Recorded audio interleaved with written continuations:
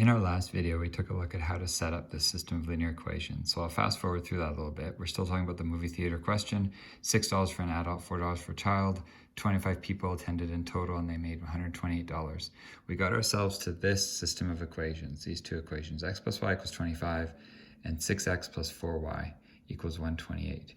If we want to solve this question graphically, we have two choices. We can try to graph it by hand or on a calculator. Now, either way, we're going to want to isolate y to be able to easier graph this thing. So first one's pretty easy. We just have to subtract x, and we have y equals 25 minus x, or if you prefer to write it in the more traditional y equals mx plus b style, y equals negative x plus 25. So we know the slope is -1, and we know the y-intercept is 25, which is useful when we decide how big a graph to draw. The next equation is a tiny bit more work, because not only do we need to subtract 6x, but we also will want to divide by 4. If we divide everything by 4 on both sides of the equation, we can end up with this. I could reduce that if I care to. It doesn't really matter if you do or not. And then put it in slope-intercept form. It's y equals negative 3 over 2x plus 32. So this thing will have a slope of minus 3 over 2 and a y-intercept of 32. So I could graph it by hand. Now, I'm not even on graph paper, so I'm pretty confident that I won't get a very precise answer if I try graphing it by hand. But I should have two graphs with negative slopes, positive y-intercepts, looking something like that. It's useful even to do that as a mental exercise, even if you're not going to solve the problem that way, because if you're going to do it on a calculator, you do have some decisions to make. Now, first thing to do is pretty standard. We're going to put y1 equals negative x plus 25, and y2 equals negative 3 over 2x plus 32. The next thing I'm going to do, though, is have a look at my window settings. Normally, my window settings would go from negative 10 to 10 for both x and y. That's the standard, that's the default.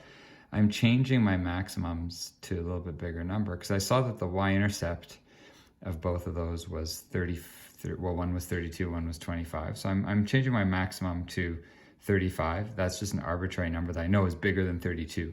I just want to be able to see the graph on my screen. So when I press graph now, I can see the two lines, and most importantly, I can see that they intersect on my screen. Had I left my windows at negative 10 and 10, I would not see them crossing on my screen, which would be a big problem, because the next step that I need to take is I need to find the intersection of those two lines. So on this graphing calculator, I'm going to press second function trace intersect. I'll hit enter, enter, enter. I'll show you that in a second, and I'll try to find where these two lines cross each other. So on this graphing calculator, second, trace, intersect, and it asks me which curves I want to intersect. There's only two lines on my screen, so I don't need to worry about this. I can just press enter, enter, enter, and it says, okay, the intersection is at the point 14, 11. What that means is that x equals 14 and y equals 11. But I still should go back to the problem and answer the question. So if I remember what I defined x and y, answering the question is saying, okay, there were 14 adults and 11 children that attended the movie. And you can go back and check if you're worried that your work wasn't correct. And if you say, okay, 14 times 6, that gives me $84. 11 times 4 gives me $44 more. And if you add them together, you do get 25 people attending total, and you get $128 collected. So first way to solve a system of linear equations is graphically. We'll move on to the algebraic ways in the next video.